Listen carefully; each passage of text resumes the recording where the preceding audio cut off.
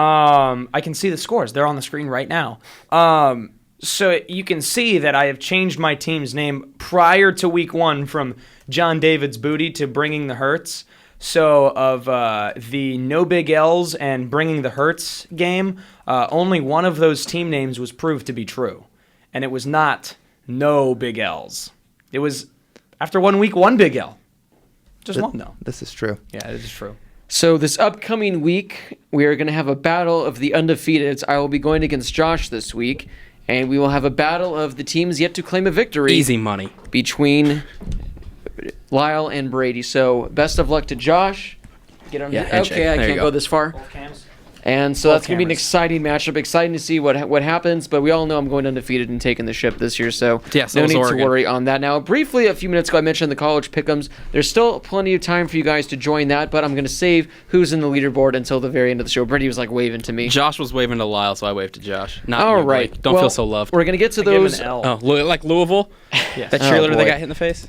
Yeah, she has a broken nose, so thanks Oh, a lot, no. Ian Book.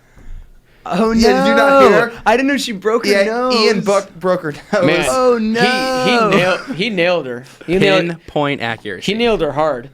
All right, so we're going to talk about some games now for this upcoming week. Now, we're not going to talk about the AP poll. Oh, there goes my mic. You deserved it. We are not going to talk about the AP poll this week because aside from really Oregon moving, it essentially stayed the exact same. However, there are 2 teams ranked 25. 2 teams ranked 25.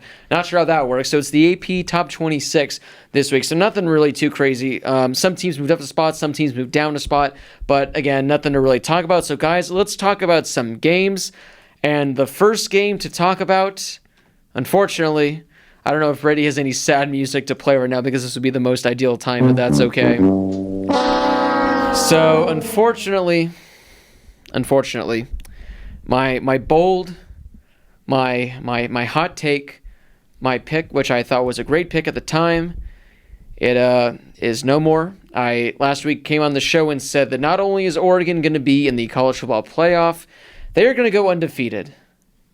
That lasted about 4 days. This is the song to You know, Oh, I yes. came in so ecstatic. I did my research. I spent countless hours crunching the numbers as to how Oregon would go undefeated. And after weeks and weeks of hard work, I came up with the result, and it only said they would go undefeated. Now, I had nothing to worry about going into Saturday's game against the Auburn Tigers, but for some unforsaken reason, the Auburn Tigers picked up the victory over the Oregon Ducks with about 10 seconds left in the game, and the Oregon Ducks now are 0-1. As Blake's camera slowly fades to black and white. It happens. I gotta tell you, BK, this is a good call on the song. This gives me flashbacks to freshman year. I don't know why this song was our thing, but it was. I don't know. Everything that I decided was sad. I would just play the song and take a Snapchat. I of it. remember the week that the final week of school, when everybody was moving out, Josh went to every single person's room and took a video of the empty room playing that song. Just sad in black and white. Well, my newest hot take is that the Oregon Ducks will go 11-1, actually 12-1, because they're going to win the Pac-12 Conference Championship, and they're somehow going to still find their way in the college football playoff. You're gonna have to post a Twitter video again next week about Next how week when they lose to, I don't even know who they're playing next week, but I'm sure it's some like D2 school. It's definitely like Portland State. It's probably Portland State. But guys, Oregon, Auburn wins the football game with the last second, I think 10 seconds on the clock, touchdown from Bo Nix. Oregon was running the table. They were up by 2 touchdowns, and Auburn, slowly crept their way back into the game. Bo Nix led a great fourth quarter drive at the very end.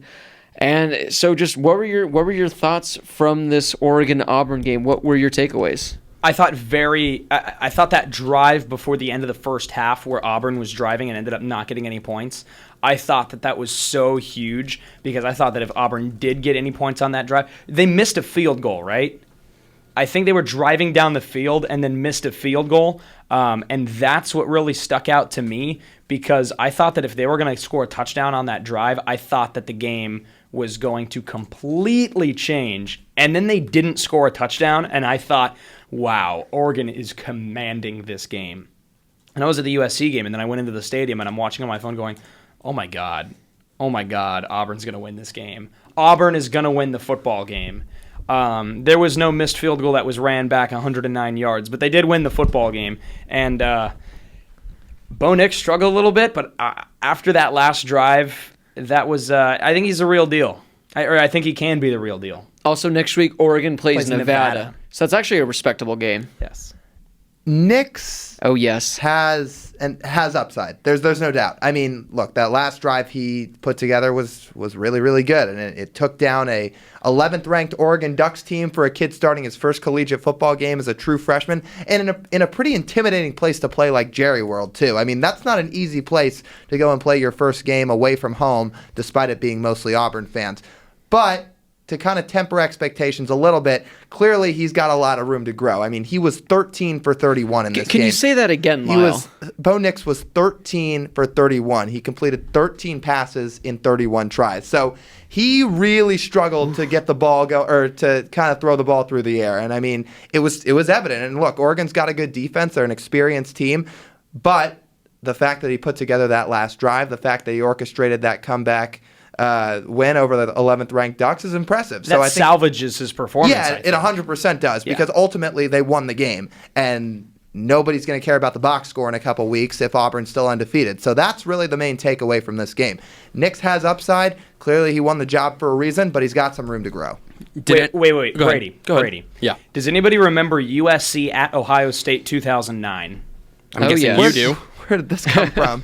You're going to see it in a second. The Matt Barkley fourth quarter drive to win the game. Matt Barkley on the road at number 6 Ohio State, or number 8 Ohio State at the time.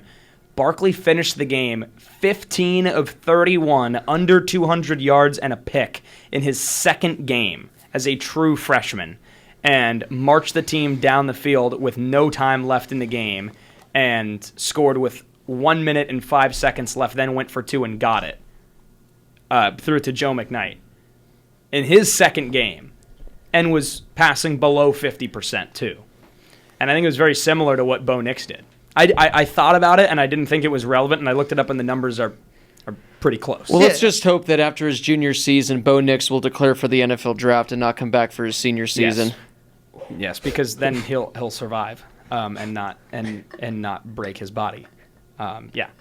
I mean, clearly all these freshman quarterbacks are pretty good, though. I mean, all 4 of them that started this week picked up a win, and you can even throw in 5 if you want to include Keaton Slovis. So I don't know if I would. Okay, so all 4 true freshman starting quarterbacks to take the field for the first drive, they all won. Yes. So, I mean, Bo Nix, again, on paper he didn't look great, but there's clearly some upside. Yes. What's the focal point of Oregon's offense? I mean, Justin Herbert. Who is it? I think it's got to be Herbert.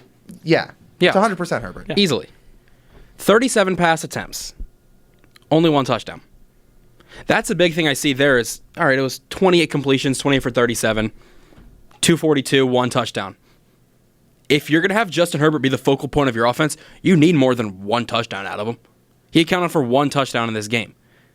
If he's going to be the Heisman favorite like he was last year, or be a top pick in the draft, or whatever he's going to be, he needs to account for more than 1 touchdown in the game. Wouldn't you guys agree with that? True. To his defense, he should have had 2. I forget which Oregon wide receiver it was. They dropped a wide open touchdown that would have put him up 2 scores, and they ended up taking a field goal. They missed the field goal. But I agree. I mean, Justin Herbert, you would like to see more touchdowns, but that's the thing.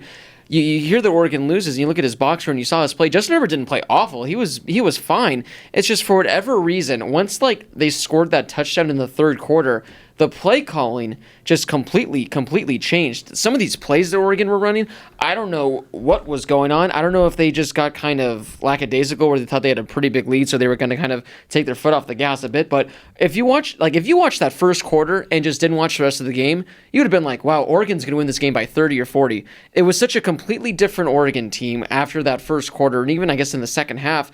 I don't know what happened, but I'm not really going to put a whole lot of blame on Justin Herbert, not even necessarily the Oregon defense, because I still think Oregon played the overall better game, which I'm still trying to wrap my head around as to how they ended up losing this game, because, you take this last second touchdown out of the equation, Oregon wins the game. So with the Ducks, Justin Herbert, I agree, Brady. I think he should have had more than 1 touchdown pass. He had that fumble that was returned like 85 yards. That was kind of tough. He should have had that second touchdown, which ultimately ended up costing them the game, because if they get that touchdown, like I said, they're up like 21-3 early on in the game. They're not. And it's just a heartbreaking loss for Auburn. But what my takeaway is, I know that everyone's going to be talking about Bo Nix. I know everyone's going to be talking about how he defeated the Oregon Ducks, had that incredible fourth quarter drive, which he did. He had that fourth down run. It was like 4th and 3. He was able to dive for it, and then he had that throw at the very end. If he doesn't do that, everyone's talking about how awful of a game he had. Yeah. I mean, you can make the case the first 3.5 quarters, he looked like a true freshman out there. He was not impressive. I think he had one good throw. He might have had one good run early on in that game, but you take everything away. He had 2 interceptions as well, as Lyle mentioned, 13 of 31, which is atrocious. He did not look good, and I'll be honest, I think I said this last week. I don't think this Auburn team is that good. Their defense is legit. That front line is one of the best in all of college football, but I just didn't like what I saw from Auburn. I think, like I said, Oregon just took their foot off the gas. They kind of took something out because, like, after that first quarter, it just looked like such a dominant one-sided game, and then for whatever reason, something just completely changed. For me, it was a very week 1 game between 2 ranked teams. I agree with Blake, but I think that the same can be said for Oregon too. And I'm still not sold on the Ducks after that game. I'm not saying they played poorly. I mean, they let it get away from them in the second half. And when it came down to that final drive, Bo Nix did what he needed to do to win the football game. And I think that's what stands out most is not even his entire performance, but as a true freshman with the game on the line and up to this point, the biggest drive of his career, and he was able to deliver a win for his team. I think that's what stands out, which is why I think he's going to do a lot better later this season. And I do think that he's going to see more stout defenses, and here and there I think he's going to see, better secondaries than Oregon. But I do think that he's the type of guy that going up against some subpar defenses, I think he can tear them apart. And I think that this is a game, bad performance, great final quarter and final drive, that he needs to be able to step up and realize what it takes to win at the collegiate level. Yeah, and the next 2 weeks he'll have some time to work on that because he plays Tulane and then he plays Kent State before he goes up against A&M. So he'll have some time to throw the ball a little bit more and kind of get comfortable with the passing attack. In terms of how that game went, I think a lot of credit actually goes to Gus Malzahn and the coaching staff too, because they put a lot of the kind of emphasis of the offense on Jatarvius Whitlow, their running back, who went for over 100 yards. I mean, they asked him to carry the ball 24 times. He did that, and it kept him in the ball game. So, Nick still threw the ball 31 times, but when things were kind of starting to get away from him, kind of their bread and butter was the rushing attack in that game, and that's what kind of helped Auburn hang around and be able to put together that last drive when Nick started to take over. How much time was left? Can you guys hear me? There you go. Yeah. How much time was left when Herbert fumbled that ball? Oh, that was in the first half.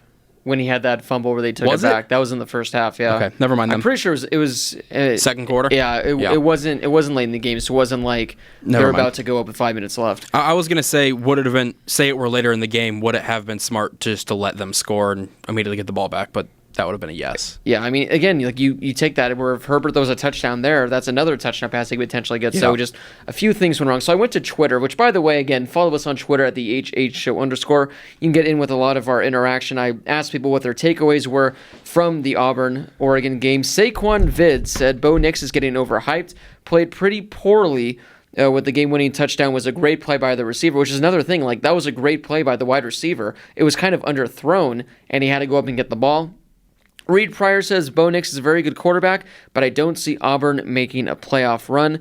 Our good buddy Andrew says Oregon is absolutely terrible when it comes to play calling, which is what I exactly said, because that second half, the number 3 dogs, Bo Nix will be legit if he stays for his career and can possibly make a playoff run in 2 to 3 years. If the head coach for Auburn can stay and they can make a playoff run. Lucas McKnight said bad coaching, so another trendy topic there about the bad coaching. Chance Bitters said Auburn is a 4 to 5 loss team this year, and Oregon is probably the best or second best team in the Pac-12. So a lot of similar things where people think Bo Nix is good. He has the chance to be good, and Oregon made some terrible play calling. I see Brady just liked our live tweet right now, which, by the way, again, if you haven't already followed us, we tried going on Periscope for the first time, where we were live for about 5 minutes showing you guys some behind the scenes of what goes down before the show. Spoiler, it's literally just Brady and Josh setting up the cameras for everyone else. But true. It's still a lot of fun, so make sure to follow us on Twitter. Guys, moving on to another game now, though. I don't know if you guys heard this news that came out of it today. So Boise State, they beat Florida State 36-31. One of the, the better games of this past weekend. Boise State, they were getting their butts kicked early on in the game. They were down 21-6 at the end of the first quarter. They are trailing 31-19 at the end of the first half. And in the second half, they outscored Florida State 17-0. Florida State looked awful. They looked like the Florida State team from last year in the second half.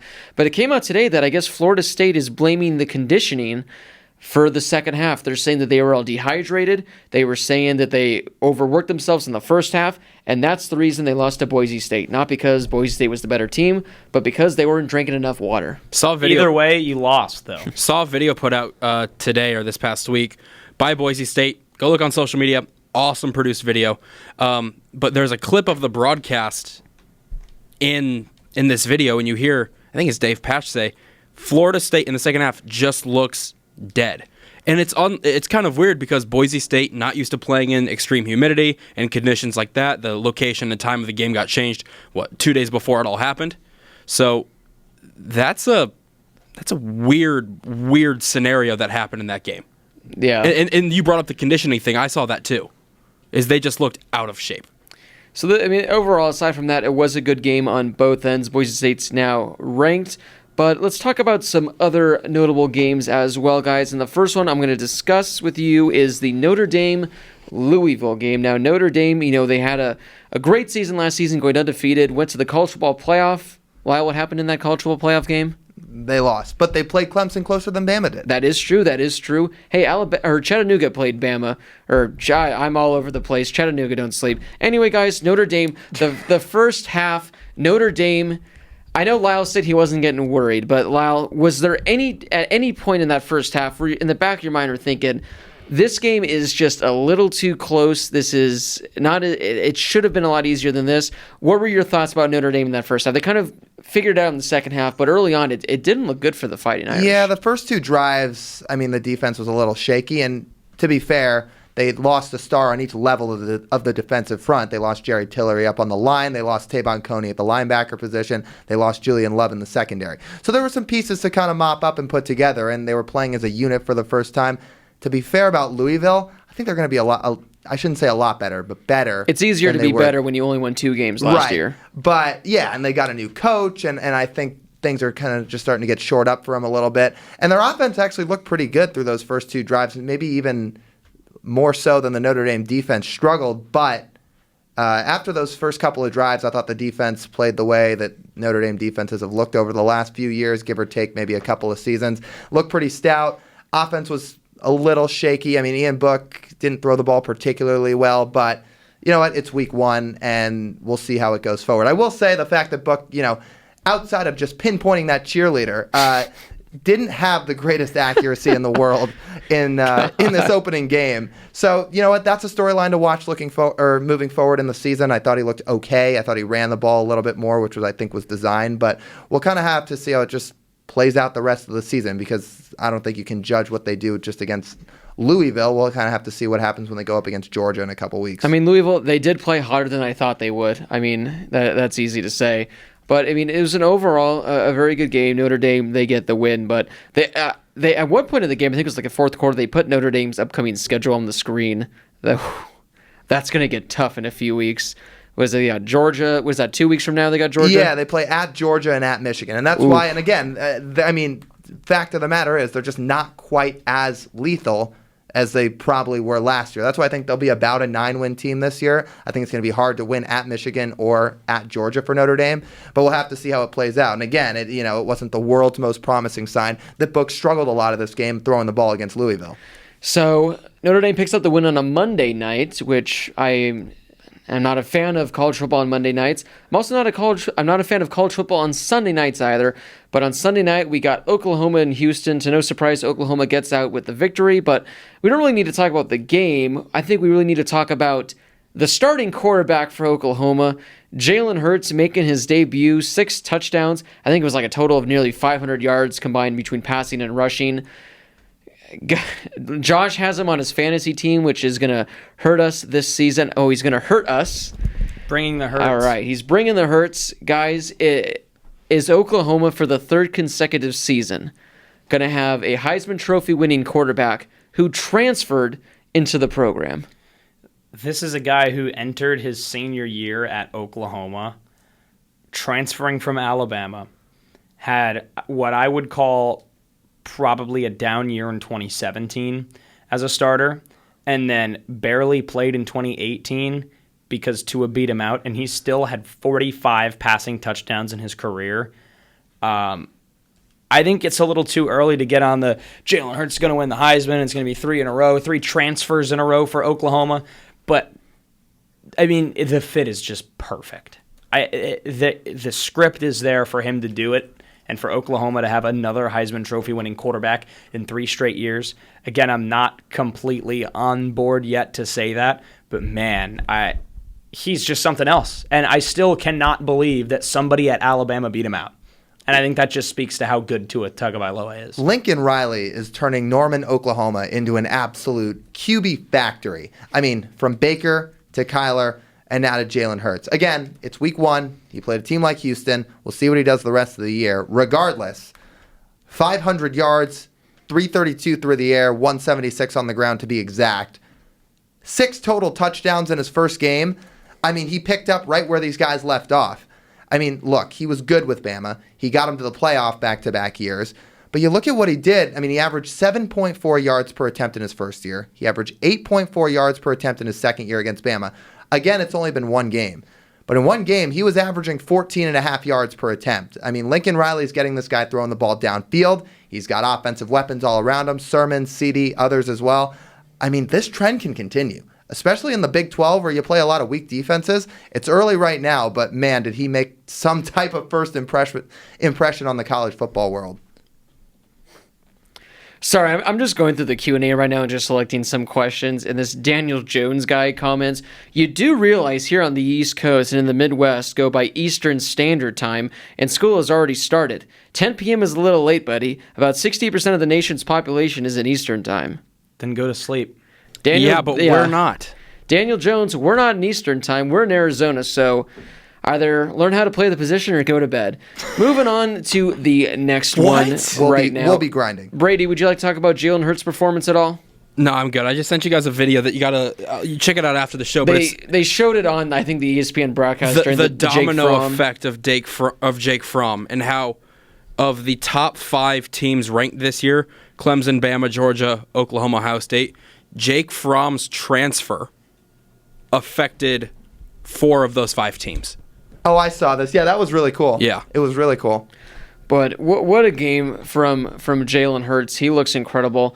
I think when they were interviewing his dad during the game, he said that he's never been given such an opportunity to use his legs before, which is what everyone forgets, that he's such a good runner, which we saw in this game. He had like 150 rushing yards, 3 rushing touchdowns. So if Jalen Hurts is going to be running the ball like this, watch out. But I mean, Lincoln Riley is just I don't know how. I mean, if he's not hired by some NFL team next season, I don't know what the reason for that is. I was going to say I don't think he's going to be in college football too much longer, to be honest. And it's a shame because he's put together this absolute machine of a team in the Big 12. But I mean, he's just such an offensive-minded coach. You'd think somebody in the NFL might want to pick him up. So moving on now to another game, somehow, some way, this kind of went under the radar, and that is that the Wyoming Cowboys defeated the Missouri Tigers. It did not go under the radar. On one of my fantasy teams, I have Larry Roundtree and Kelly Bryant. Well, I think Kelly Bryant still had a pretty good game. He had a somewhat decent game. I think he had like 400 yards, maybe like 3 touchdowns. So he still had a very respectable game. But guys, a bad look for the SEC. Wyoming comes, they beat Missouri. I think Missouri was up by a lot. I don't have what the actual box score is in front of me, but I want to say Missouri had like a 2 or 3 touchdown lead at some point in this game. They came back. Kelly Bryant was supposed to be the savior for Missouri. Now they're on that postseason ban, but it was supposed to be a very good season for Missouri, a definite upgrade over last year, and they come out and they lose week 1 to the Wyoming Cowboys. It just means more. Look, did you guys see that tweet that pointed out all of the losses that SEC teams had? Because it said if teams in the Pac-12 lost to or were close to or did lose to Toledo, Memphis, Louisiana, North Carolina, Georgia State, and Portland State, and Wyoming, if any team in the Pac-12, let alone a bunch of teams in the Pac-12, nearly lost or did lose to any of those teams, the Pac-12 would be written into further irrelevancy today. The SEC did that this weekend with losses to Wyoming, with losses to Georgia State and North Carolina. Mississippi State was in a nail-biter with Louisiana. Memphis beat Ole Miss. Toledo pushed Kentucky all the way until the end, until they scored 2 touchdowns in the fourth quarter. And then the other one was Arkansas beating Portland State by a touchdown. I mean, the only thing about the SEC, look, and you're 100% right, that people give the Pac-12 such a bad rep, and I think they're, as a conference, actually going to be pretty solid Much this better year. than last year. I think they're 100% better than the ACC. The Not even ACC, close. it doesn't even get talked about. Outside of Clemson, how in the world is the Pac-12 worse than the ACC?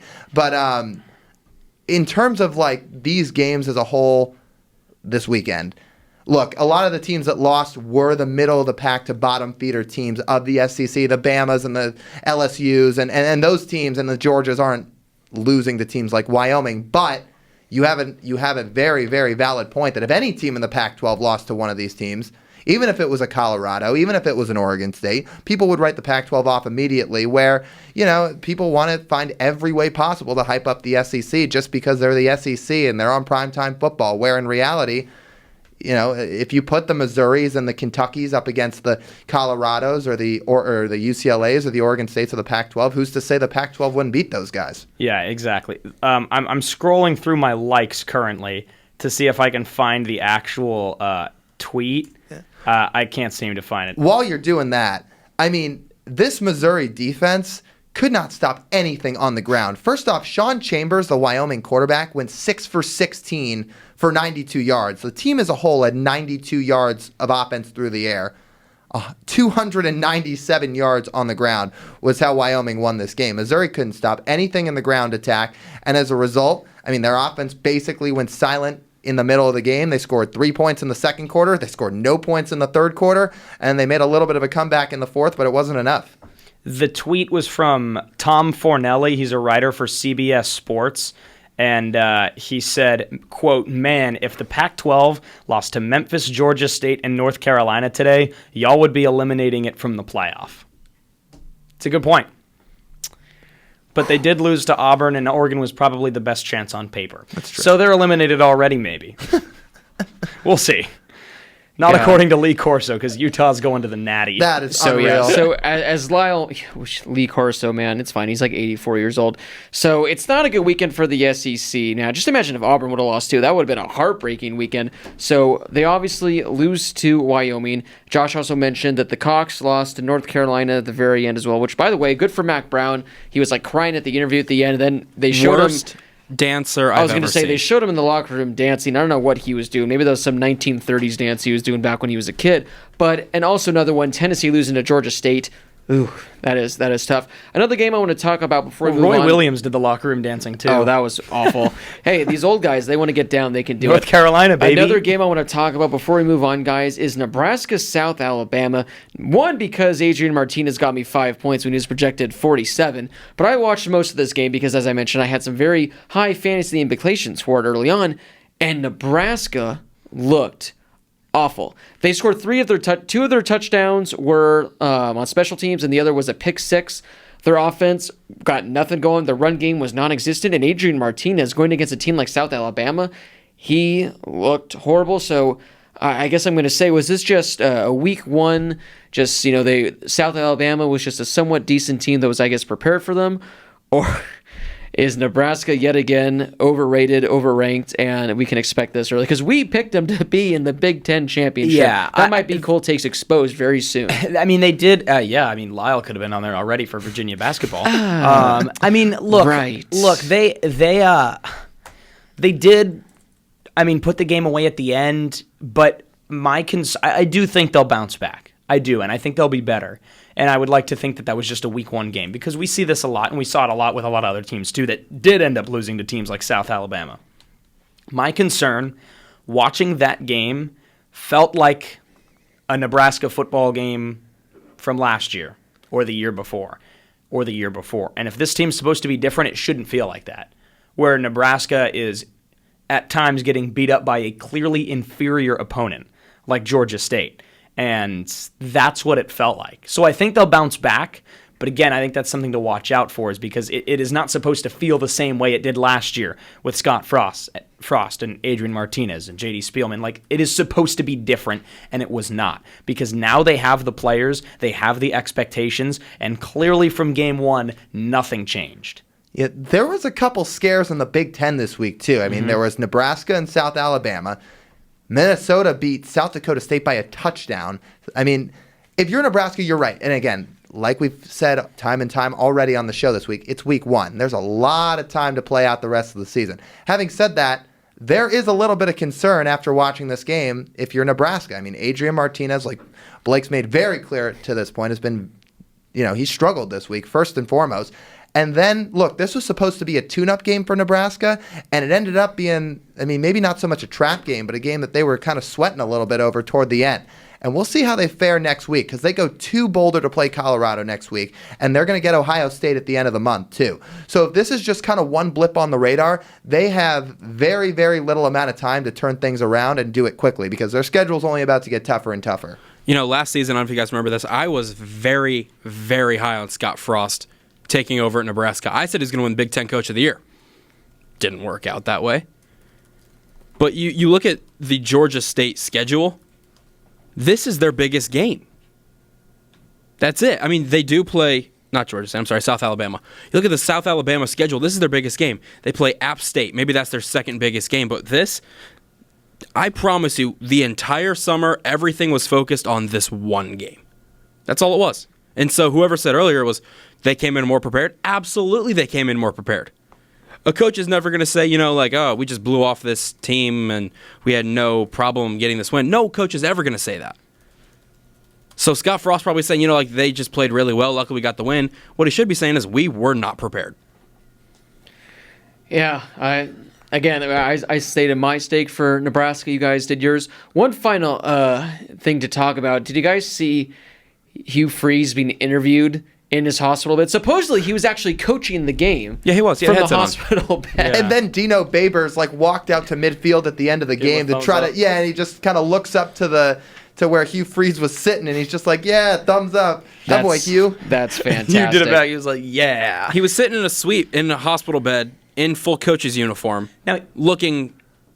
I respect that. I respect that for sure. it was his back, though, right? Didn't he think hurt his so. back? I think you're right. I forget what it was now. Before we move on to notable performances, one final game I just want to mention briefly, courtesy of Mrs. Harris Highlights. The Cal Poly San Luis Obispo Mustangs defeated the San Diego.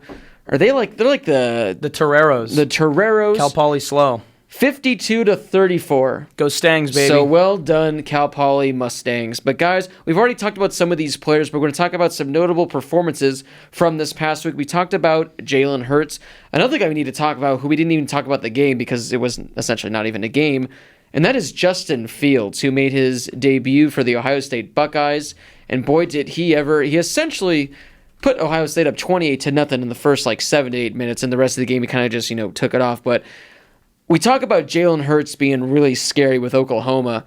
I think Justin Fields can be equally, if not even scarier for Ohio State if he can keep this up. Now, granted, it was against Florida Atlantic. Lane Kiffin was looking as beautiful as ever, but he looked scary good. I'll say it, and I said it last week too. I think he has the chance. I'm really high on Justin Fields, as people know, but I think this guy has a chance to be the best Ohio State quarterback in a long time, and that's with Dwayne Haskins being a Heisman finalist last year too.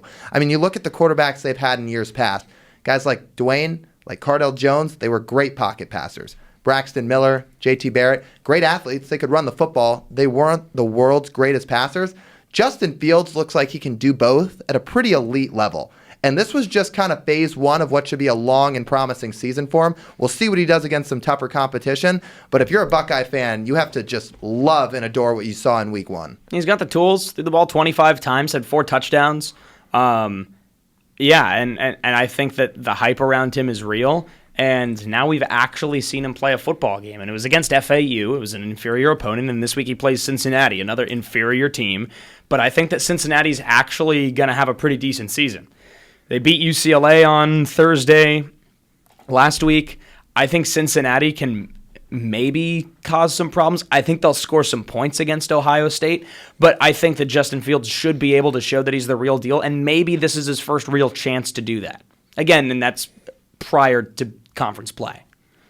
It's gonna be exciting to see. Now, speaking of a former Georgia quarterback, we're gonna talk about another former Georgia quarterback that had a pretty good game. Now, guys, to no surprise, out of the three Georgia quarterbacks who've all been around the Jake Fromm effect, Jake Fromm, the current Georgia quarterback, had, you can make the case, the worst game out of the three. Now, he didn't have a bad game, but stat-wise, these other guys just a little better. Now, Lyle added this to the notes early on, and I'm glad he did because we got to talk about him. That's Jacob Eason, the quarterback for Washington. He had, now granted again, it was against Eastern Washington. Take that with a grain of salt. But he finished the game with 350 yards, 4 touchdowns, no interceptions, a QBR of 86.5. Now, Lyle, again, I said it was against Eastern Washington, but I watched the highlights of this game, and there were some plays and throws that he made where, regardless of who you're playing, those are some pretty good plays that he made. This guy's got a cannon, and I mean, this guy, almost hands down, is probably going to be the best UW quarterback in a long time. I mean, the guy's so better than Jake Browning. Jake Browning, Siler Miles, and then Keith Price were their last three quarterbacks. And Keith Price was okay. Siler Miles didn't do much. And then Jake Browning had the one good season. Jake Eason, I mean, he showed, again, only against Eastern Washington, so take a little bit of a grain of salt with it. But he showed why he was the top dog among all of his quarterback recruits in his class coming out of high school. Dog. I mean, actually, that wasn't intended, but I caught thanks, that. Josh. Yeah, he looked really, really good, and I'm excited for his sake to see what he can do the rest of the year. And I'm glad you mentioned the Georgia thing, Blake, because I wanted to bring it up, and I wanted to just kind of make it a little bit of a talking point. I'm always going to sit and wonder between Fields, between Eason, between Fromm. I mean, Jake Fromm's Georgia's guy, but is he the worst of those three quarterbacks, plain and simple? I know he went to a national championship. I know he's had 2 straight 10-win years. But, I mean, we're going to have to see how the other two play out the rest of the year. But I just wonder if talent-wise, Fields, Eason, if they could have elevated him to a different level. We'll never know. But what they did this first week, both of them, was pretty remarkable. Well, I mean, if I was like starting a college football team right now, or if you said, hey, ASU can get any one of these three, my order would go Fields, Eason, and then Fromm. Mine too. I would too. I mean, Fromm's a I good don't think quarterback. it depends on what your system is, and I don't think that's a conversation that is even that relevant, though.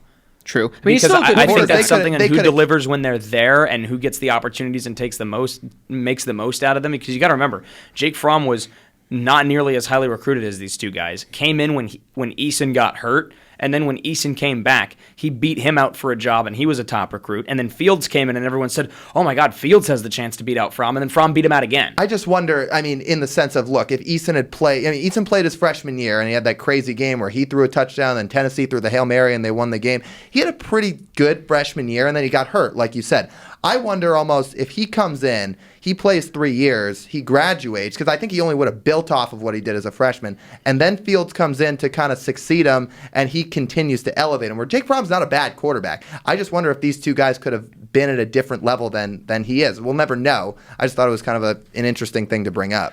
Another final notable performance. I mean, there was a lot of notable performances, but one that, I mean, of course you got to talk about, and that's Jonathan Taylor, BK's number 1 pick of the fantasy highlight draft. I mean, he just had an okay game, only rushing for 135 yards on an average of 8.4 yards per carry, 2 rushing touchdowns, 2 catches for 48 yards. Both catches went for touchdowns, so he finishes with 4 touchdowns and nearly 200 total yards in a blowout against South Florida. Those are great mid-season stats. Those aren't great week 1 stats. Well, essentially, when the game was over after the first quarter and a half because they ended up winning like 49-0. Had this been a close game, I'm sure he would have been more. But he also caught 2 touchdowns. Oh, I know. I mentioned that as well. So Jonathan Taylor is absolutely phenomenal. The best running back in the country. One of the best running backs we've seen in the last 10 to 15 years, I'd say by far. And if this Wisconsin team could just continue to win games, Jonathan Taylor is going to be right up there in the Heisman conversation because he's the best running back. He doesn't look like he can be stopped at all. And I think this stat line is going to be one of the worst of his entire season, because once the games get going on, when they're playing more competitive Big Ten teams where they're not winning by 7 touchdowns, I think he's going to be putting up 200 to 300 yards with like 3 to 4 touchdowns. So we're ironically going to look back and go, hey, remember when Jonathan Taylor only rushed for 135 yards against South Florida? That's the least he's done all year.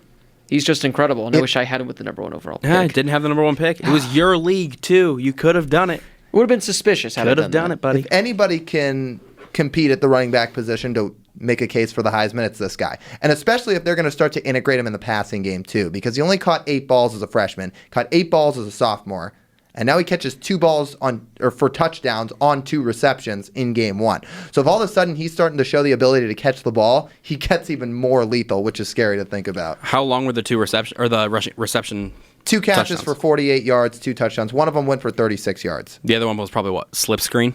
Yeah, Coming out of the something like backfield that. had to have been. Even still, I mean, any type of passing you can get this guy involved in to make him a little bit more of a Swiss Army knife, I mean, that makes Wisconsin's offense that much better. All right, we are now going to transition into the newest segment, but before we do, Josh has one final point. So I just flipped over to my Twitter tab, and I saw one of the comments on the Harris Highlights page, and I couldn't help but notice that Blake did not read this one, and it's from my new best friend, Ryan Fravel. Oh, no, I saw it. Said, Blake is the smartest college football fan ever, and it's not even close. Josh Rosen, Oregon goes undefeated. What's next? What is next, Blake? Well, I don't even know what's next. We're going to have to wait and see what's next. But I'll tell you what's next. Our new fan favorite segment, Over Under.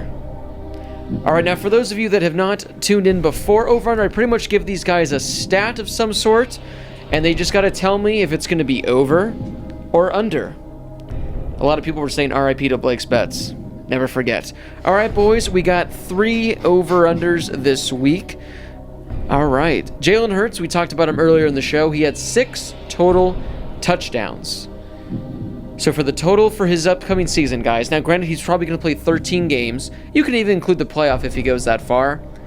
54 total touchdowns.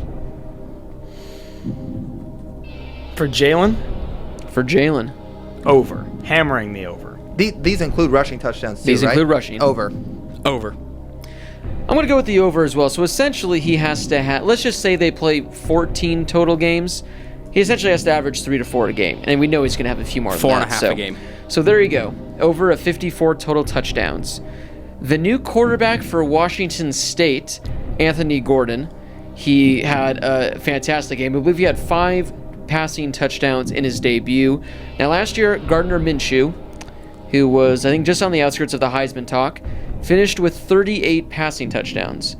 So guys, will Anthony Gordon go over or under 38 passing touchdowns this season? Under.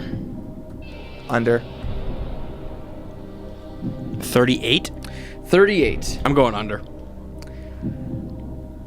I'm going to go with over. Hammer the over. Hammer the over.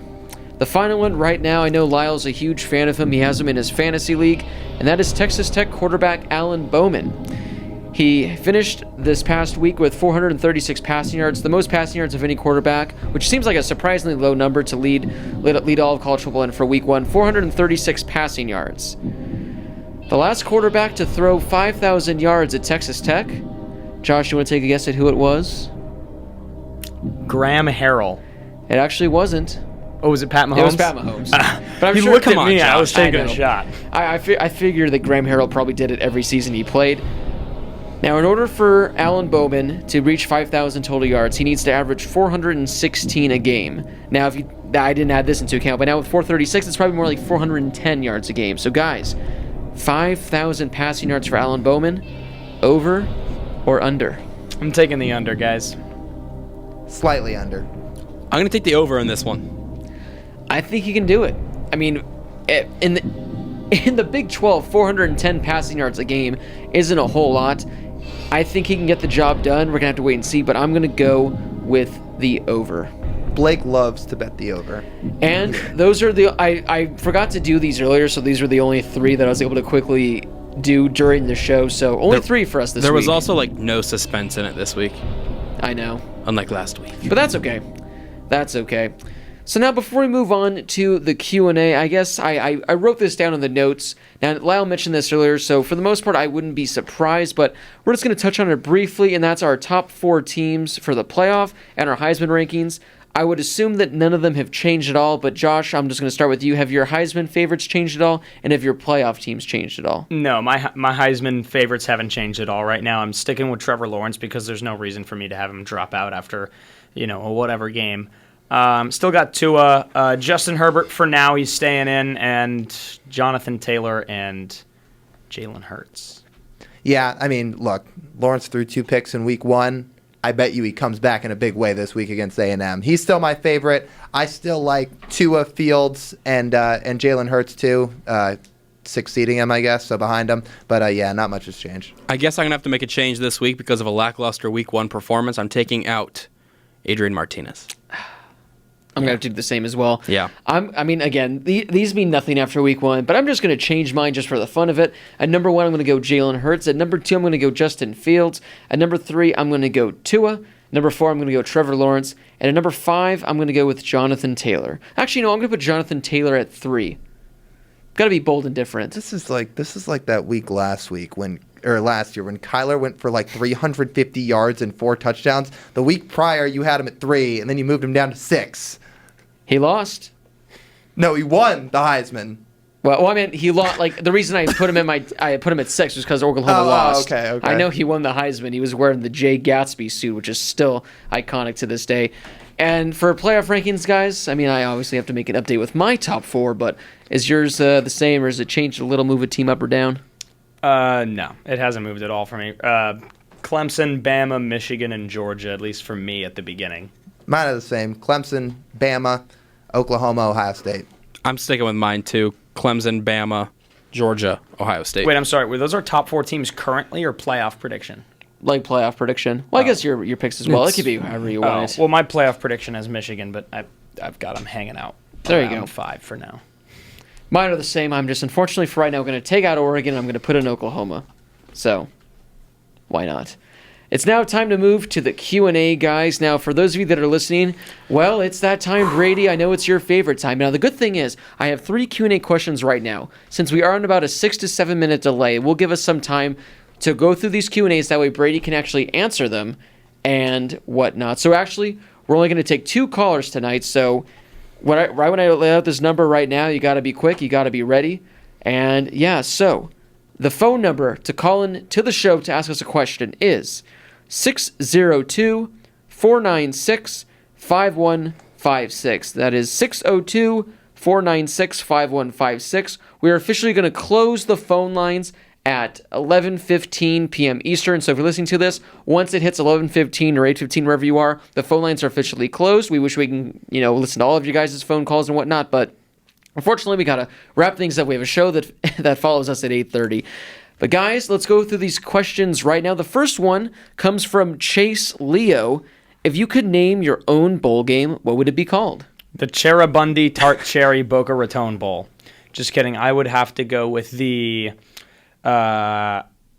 Detroit Coney Grill Harris Highlights Bowl. We used to go to a restaurant called Coney's.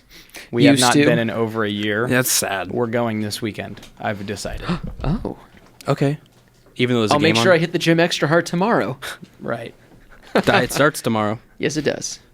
I'm going to go with the Skippy and Smucker's Peanut Butter and Jelly Bowl. I don't know where it'd be located, but that's what I'm going with.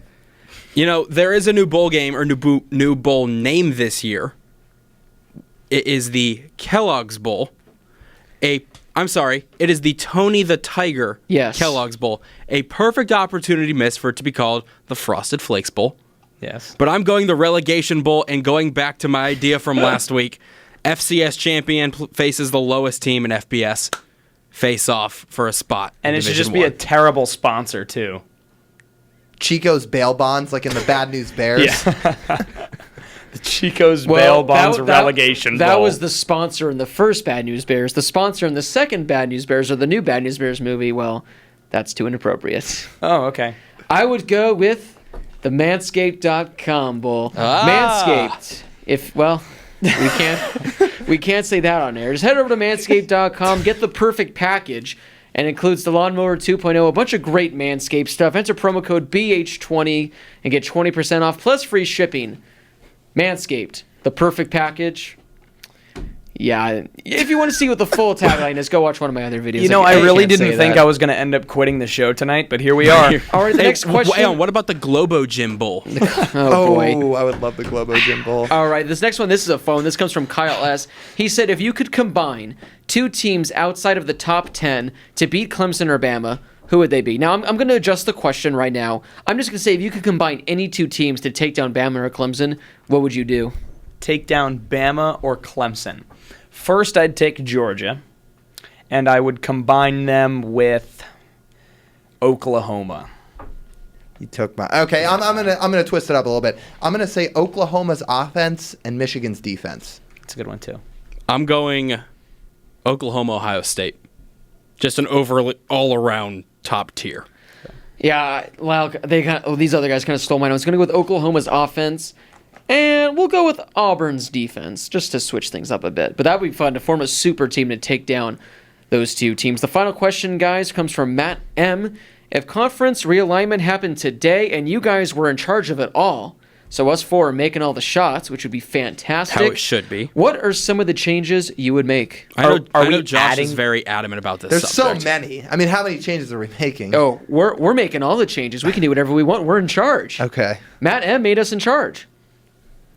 I am adding two teams to the Pac-12, and it's Boise State, and it's I'll go San Diego State. I was thinking Fresno, but I'll go San Diego State, and then I would add. It's tough, but if you add a Utah State to the Big 12. I don't know. I think that'd be interesting because then they'd start recruiting better too. Utah State to the Big 12 and Houston to the Big 12. I like that. And I would add Notre Dame to the Big 10. And I was going to say, I know you're a proponent of that. Big Notre Dame to the Big 10. That can you add them to the side without Ohio State, Michigan State to actually create some balance, not the way like Nebraska or Northwestern makes the championship every year? You're thinking? No. No? So you're going to have one side of yeah. Notre Dame, Ohio State, Michigan State. Yeah, that'd be interesting. The Big Ten would certainly be a pretty lethal conference. I mean, if I had to put Notre Dame somewhere, I would say the ACC. Also, where the ACC is sitting right now outside of Clemson, they seem like they could use a little help talent-wise. So I'd put them there. Send Rutgers back to the ACC. Honestly, yeah. Just demote Rutgers to the FCS. Are we The adding relegation Blake, bowl. Promote come on. North Dakota State to the Big Exactly. 12. Did you see where they played this past weekend, by the way? Yeah, they Target played, Field. Oh, that's right. Nice. Blake, are you Against Butler. are you relegating UConn out of the FBS like you talked about last week? I might have to, but they did squeak by Wagner by 3, so they can stay for now. We should actually do this for an episode. I'll present our plans. Full plans. Conference realignment. I like it. We'll like do that it. in a future Or episode. imagine adding like a Big 12 team to like the Big 10. Like what would Oklahoma do in the Big 10? Or like Oklahoma State in the Big 10? Could their offense like thrive or no? Against some teams, yes. Okay. But against teams that are a little more well-rounded, like a Michigan this year, if Michigan's defense played against Oklahoma, I think Oklahoma would score points. But I also think that Michigan's offense would be good enough to score some points. And then if they played like an Ohio State, I just don't see them being able to stop an Ohio State Yeah, offensively. I agree with that. Okay, so I think we're probably gonna have to save this for like a episode in the off season because I feel like Absolutely. this is something that legitimately could take like 45 minutes to an hour where we talk about essentially everything. I think Brady has something he wants to add on real quick. Let me just do one team before we jump on the phone. I don't know if it's too far away, but throw Boise State in the Pac-12. Yeah, Josh said that. Oh, I did agree you? though. Yeah. They could. I think they'd also fit in the Big 12 though I agree. too. Man, Hank We Bachmeier could looked get good a this we week, could get though. a whiteboard and mount it to the wall. Great and, like, name is Hank do our Bachmeier, plan. by the way. All right, now it's officially time, boys, to take callers. Now, to no surprise, our first call comes from one of our biggest fans, Andrew from good old Clemson. Andrew, now I know you're still trying to recover from drafting that absolutely awful fantasy team last night. I know that things did not go your way. I know that my team is by far better than yours, but how are you doing over there in Clemson tonight? All right, I'm sorry, my man. Didn't take me 10 rounds to draft a tight end, but I'm doing great. How are y'all? It took me about, I think it was 16 rounds to draft a tight end because they all went, but we are doing fantastic. How are the vibes there in Clemson this time of year? Are you guys happy or sad that you only beat Georgia Tech by 35? Well, I mean, there's always room for improvement. I mean, I wish Trevor Lawrence could have had a better game, but, ETN made up for it. The defense looked very good, a lot better than what I think a lot of people were thinking. And, if there's any time I want Trevor to have a bad game, it's against Georgia Tech, because if he plays the rest of the year lights out, I'll take it. All right, Andrew, you're well known for having the best questions for us, so we're looking forward to what the first question of the 2019 season is going to be. All right, my question here is, there's a couple coaches that are on the hot seats more, say, than others. Who would you guys say is on the hottest for the hot seats? Like, they need basically ice to get under their butt because it's so hot. I don't know. I think that's tough, because I think the easy answer is Clay Helton, and I really don't think that's the case. I know that some Auburn fans think that Gus Malzahn should be out. I don't know. What do you guys think? Look, I mean, we talked about this off the air a couple days ago about how, especially with JT Daniels going down now, is it really fair if Helton gets the boot after the season? Maybe, maybe not. They have to be really bad. So whether he deserves it or not, I just wonder if USC, the athletic directors and fans in general and season ticket holders, you name it, are going to get too fed up, because that's how college football goes. Like, people are impatient. That's just how sports goes. So I just wonder if they have another 6-6, 7-5 type season, if that's what kind of cuts ties. Whether it's fair to him or not, you just have to sit and wonder. I feel like up in Southern Cal, his seat might be a little bit hot. Up in Southern Cal. Well, up from here in Arizona. Not really. Well, okay, maybe not. Down in Southern Cal. To the side in Just Southern to the Cal. left. Willie Taggart at Florida State. You think so? I do. That took mine. I think that he came in with so much hype, and granted, he had big shoes to fill. I think this year for him is make or break. All right. Because if they have a same as last year, he might get 1 game, 2 games next year at the most. Probably Dabo Swinney. Really? You think Dabo? Sweeney? Sweeney. Whatever. Yeah, I think Dabo loses 2 games. He's not looking too good. Andrew, before you go, quick, just like a brief synopsis. How do you think? Because everyone is assuming that Clemson's going to beat A&M this week. What do you think it's going to take for A&M to get the upset over Clemson? What do you think it has to go wrong for the Tigers this week? Well, I mean, Trevor Lawrence is going to have to play probably as bad as he did last week, for one. And Kellen Mond's going to have to play the game of his life. He looked actually really good last week. I know they were, playing Texas State, but if they can throw it around like they did us last year, they certainly have a chance. But I'm going to be honest, since I've been here, we have lost 1 game in Death Valley on a last-second field goal. I just don't see it. I think our defense got a lot of confidence last week from playing a spread offense, and that's what we're going to be playing again. I just don't think they're going to be able to do it.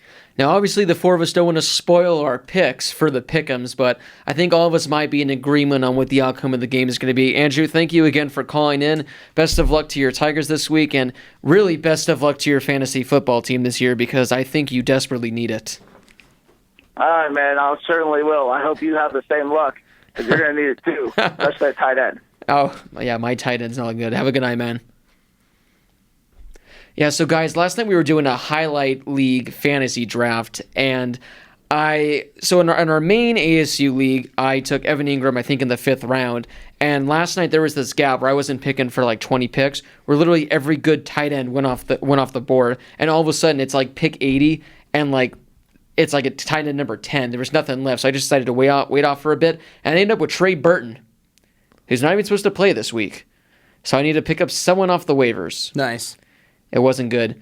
So I think Brady currently either has a new caller right now or he's still talking with Andrew. So we're going to have to wait and see, but... Trey Burton's like the new sponsor of Lululemon.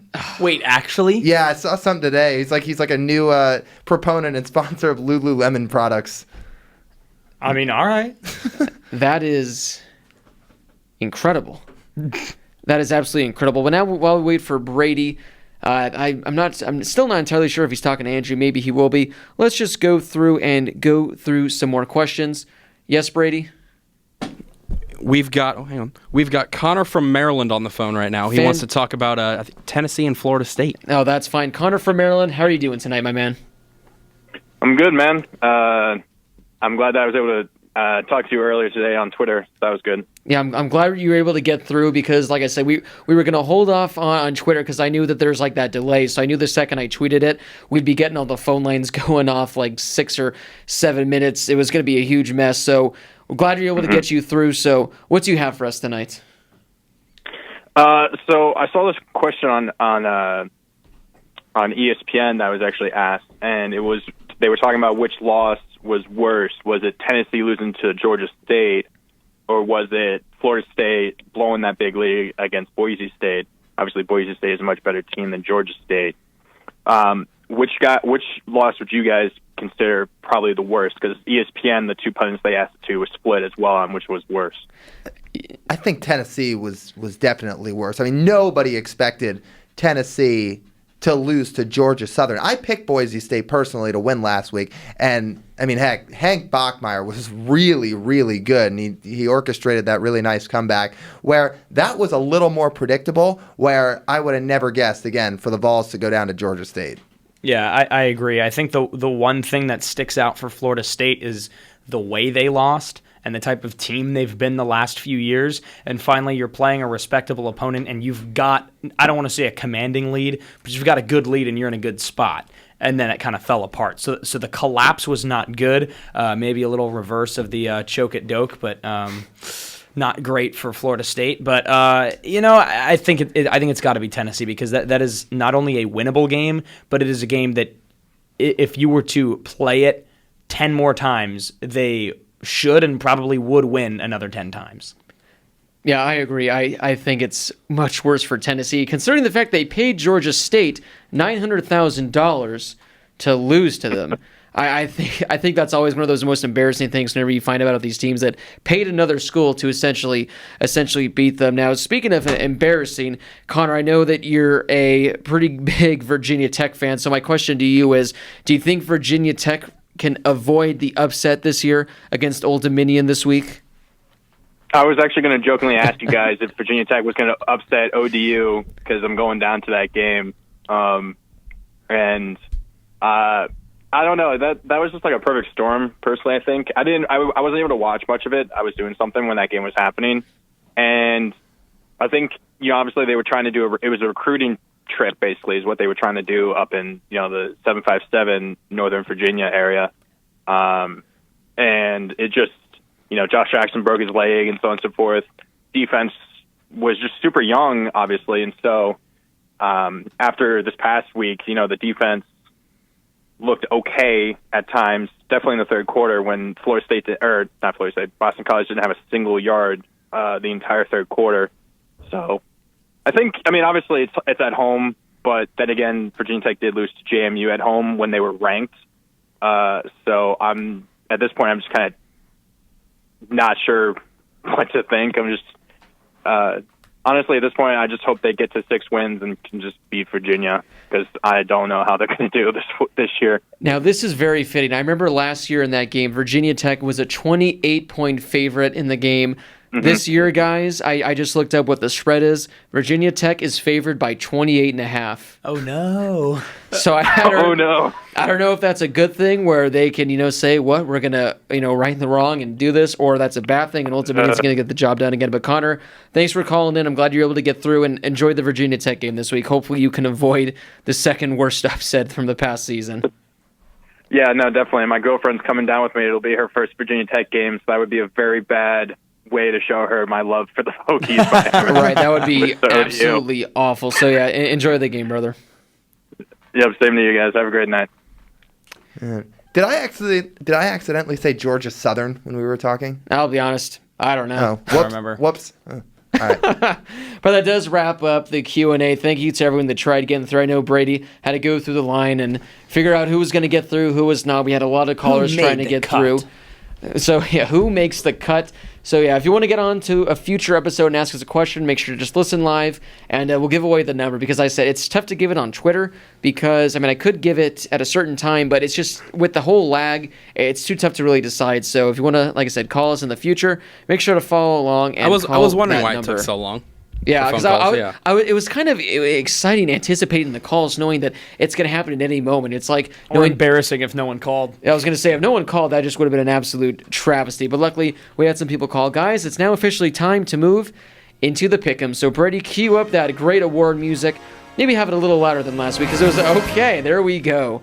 Fantastic. So, guys, it's time to talk about the Pick'ems right now. But before I do that, let's talk about the Pick'ems League over there on ESPN. Still plenty of time to join. Lyle, I know you missed out on a few picks. Josh, you may not have made a pick. Brady, I don't think you made a pick either.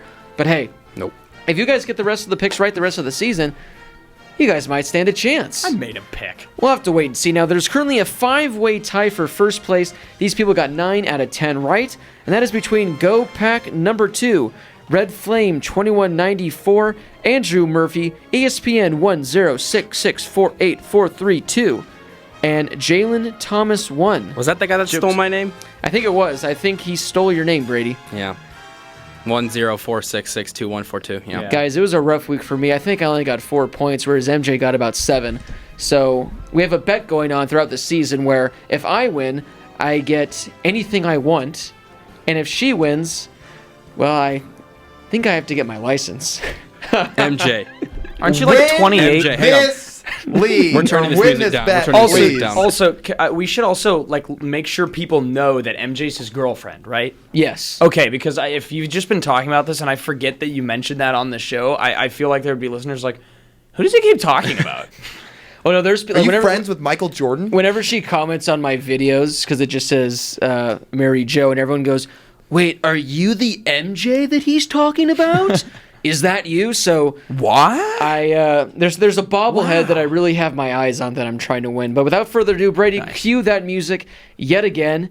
Before I also talk about the current rankings, do the standings in first. our pick'ems. Do The the standings, standings. all right, boys. Currently in last place, to no surprise, with 7 points, is yours truly. that James Madison pick really hurt. That Oregon pick really hurt. There were some other picks that really hurt as well. In second place with 9 points is Brady. Wait. It's second to last. Second to last. That always confuses me. So in second to last place, also third place, is Brady with 9 points. In second place with 10 Oh, good God, Blake. is Lyle. And in first place with 11 is Josh.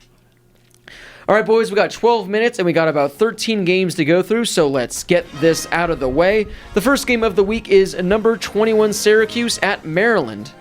Well, Sean Riley really let me down in fantasy this past week in our other league. Mo Neal really let me down because he didn't let me down at all, but he was on my bench, so I let myself down. Look, I think Syracuse is a better team. I'd like to see Maryland win, but they probably won't. So I'm taking Syracuse on the road. I like Syracuse. Maryland.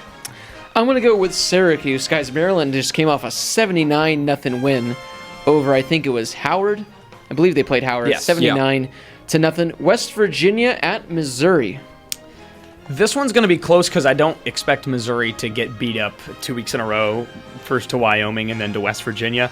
I think West Virginia's offense is too good. I think they get the win. I think Missouri's going to have a little bit of hangover. I think it's close, like you said, but I like West Virginia. I like West Virginia too. I like Tigers, so I'm going to go with the Tigers in this one. Vanderbilt at Purdue. This one's fun. See, I think this is going to be the toughest one out of these picks. I'm going to take Purdue because they're at home. That was my reasoning, too. There's a lot of fun offensive skill players in this game on both sides, but the home factor for Purdue, I think they win by a little bit. You know, last week, Elijah Sindel, our quarterback for Purdue, put up 423 yards, 4 touchdowns on 52 attempts. Rondale Moore, he's a stud. They got this freshman, David Bell, wide receiver from Indianapolis. I watched him play in high school. Oh, is he from Carmel? No, he's not. He's from Warren. He's from the Warren Central. Warren Central. Oh, of course, Warren. I should have known. Yes. Sorry. Blake. Come on, Blake. Please. I'm going Purdue with this one at home. They're dedicating the student section to now be the Tyler Trent student section. So they're having a brand new renovation. The Tyler Trent family is going to be there. I think the student section is going to be rocking. I think Purdue's going to be rocking. I think they win this game by 2 touchdowns. They also are naming the student entrance gate after Tyler. It's Oh, now yeah. the T2 gate, which is pretty cool. So I got Purdue. Number 25, Nebraska at Colorado. This would have been the best game of the 1993 college football season. It sure would. And finally, they're getting their little rivalry kind of back together here. I like Nebraska on the road. I think they're going to have a better performance, especially with that offense. I think they're going to get the offense going. And I think they're going to score some points against the Buffaloes this week. Same thing as Missouri. I think there's going to be a little bit of hangover for Nebraska, but not to the point where they lose the game. I've got the Cornhuskers. I've got the Cornhuskers. Scott Frost proved me wrong from last year. Adrian Martinez shows why he was my quarterback fantasy pick and why he's in my top 5 Heisman list. I'm going to go with the Cornhuskers in this one. San Diego State at UCLA. Now, San Diego State's coming off a very, very close 6-0 victory this past weekend. Was that the Red Bucks Bowl or Cheez-It Bowl? Might have been. I for the last 2 years now, since UCLA's hired Chip Kelly, I have said that they're not good. I have picked against them in the pick'ems every week, and I know that some of you guys have tried to give them the benefit of the doubt. And then I gave them some flack last week, and they did not play well, and they lost. Look, I just don't think UCLA is going to have their home opener, and I think they're going to lose back-to-back games to non-Power 5 teams. I'm going to take UCLA at home in a close one. I think this game's like 14-10. Low scoring. I like you on that. I think Josh Kelly can come back this week. If he does, I think DTR builds. I mean, he can really only build on how he played last week. I like UCLA at home. I need Josh Kelly to come back this week because of my fantasy team. Ooh, camera was out of focus.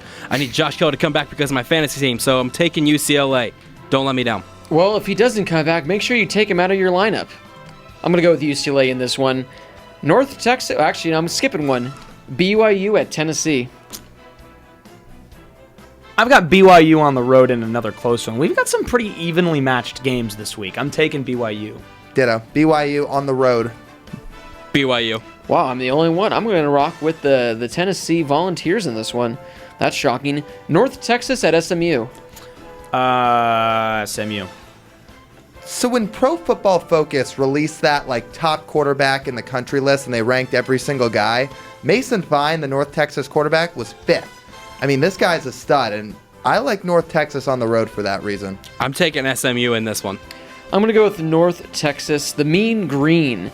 In this game, Miami at North Carolina. Miami's had a lot of time off, and sometimes that affects teams negatively. I don't think it will with Miami. North Carolina's hot. Maybe they think they're a little too hot.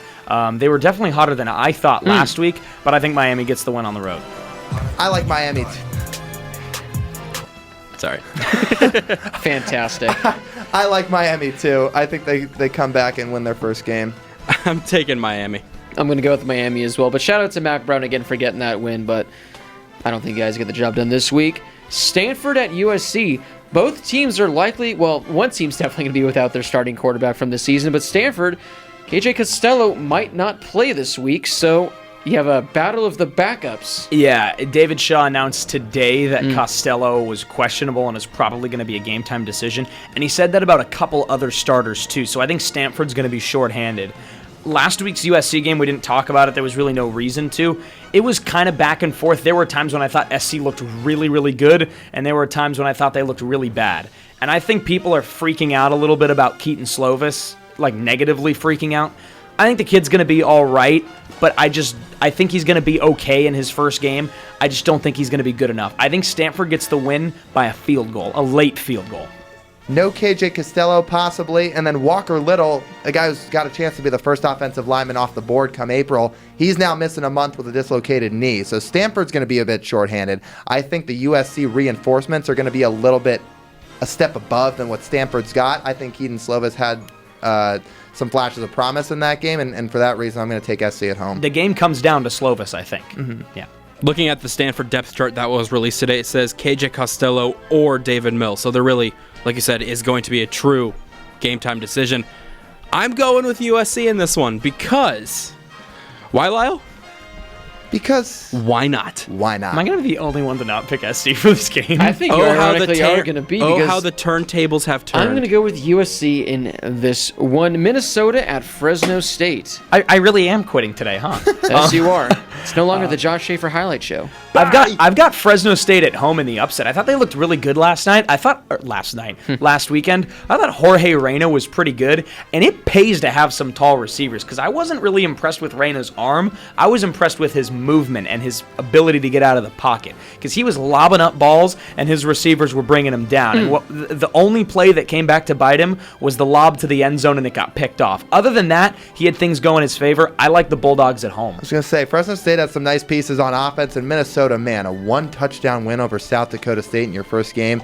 That doesn't look great. I like Fresno State at home. Fresno State at home in this one. I like Fresno State as well. The Bulldogs versus the Gophers. What a matchup. Moving on now to the best matchups of the week. Number 12, Texas A&M at number 1, Clemson. This one's for Andrew Koster. It's an easy one for me. I've got Clemson by 2 touchdowns at home, at least. Love you, Andrew, but this one's for the sake of my own pick'ems. I got Clemson at home, too. I'm not trying to lose points taking A&M. Clemson. Now, What are y'all, I crazy? was shocked. How much do you guys think the spread is in this game for Clemson? What would your guess be? 12.5. 11.5. I'll go 15.5. I'll go high. 18.5. Oh, wow. Wow. So a lot. They're thinking Clemson blows them out. I don't necessarily think it's going to be that big of a blowout. But then again, who knows? We'll have to wait and see. But I'm going to go with Clemson in this one. The second best game of the week, or maybe the best game of the week, number 6 LSU at number 9 Texas. A 6-9 matchup. It's really interesting. This is a good one. I like LSU on the road. I think Texas is quote-unquote back because they're going to compete this year with every single team they play. I think they compete with LSU, but I like the Tigers. This is going to be a good clash. A good defense with LSU, a good offense with Texas. I think this is going to be the best game of the week. And I like Texas by a field goal. You know, in looking at this pick'em, I didn't know who I wanted to do until this entire show, realizing that I never dropped one of these in the show so far. Hey guys, thank you. We love you, man. Don't die. I'm going LSU in this one. I was waiting for it. I'm surprised it took an hour and a half for Brady to use that sound Yeah. bite. He asked me what the over-under would be for it. I said 12 minutes. I was wrong. Hey guys, thank you. We love you, man. Don't die. There's 2 of them for you. I am going to go with the Texas Longhorns in this one, but this is going to be a good game. Joe Burrow looked good this past week. Now, granted, Georgia Southern's not that good of a team, but that's okay. But I'm going to go with the Longhorns in this one. The worst of the worst, guys, Southern Illinois at UMass. We should have had our superfan Ryan Fravel come on for this one because he goes to Southern Illinois, I believe. Well, So, he's going to be impressed with why I'm taking this one's Southern for you. Illinois this week. This one's for you, Ryan. Southern Illinois, the region as a whole, is known as we all know, Little Egypt. And the reason why is that there are 6 towns in southern Illinois that all share the same names as cities in Egypt, including Cairo, which is located on the on a peninsula that splits between the Mississippi and the Ohio rivers. Kind of like the Nile. Interesting, Southern Illinois. Josh's weekly geography There lesson. are boulders in Southern Illinois that are in the shape of pyramids. Go There's figure. also a rock shaped like a camel that's called, as we all know, Camel Rock. You guys are supposed to say it with me. I thought you guys knew this. I was The thinking Camelback Mountain. The Saluki is the mascot for Southern Illinois, which is a traditional Egyptian hunting dog, as we all know. I thought you guys were saying this with me.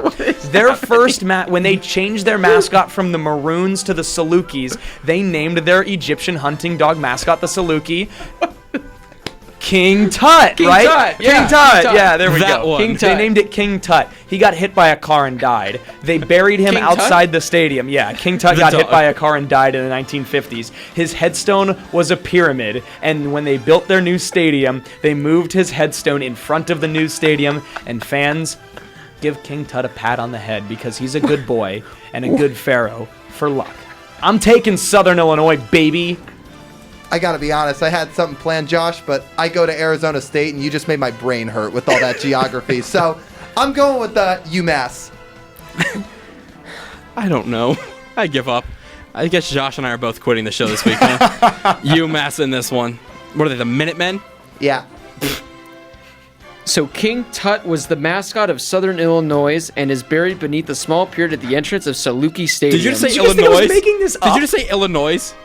I heard Illinois. Did you think I was heard it, too. making this up? I know this off the top of my head. And you made my brain hurt. Wow. Well, I was reading this during the Q&A. We need to wrap this up quickly, but I'm looking at a photo. I'm going to put this over the screen right now because I know Josh is making this up, but this is too impossible to believe. There's an actual photo of a pyramid. I'm going to put it right here. With my pick, I'm going to go with Southern Illinois, but it's at UMass, unfortunately, so it's not in Southern Illinois. But guys, Yeah. that does bring us now to the final game.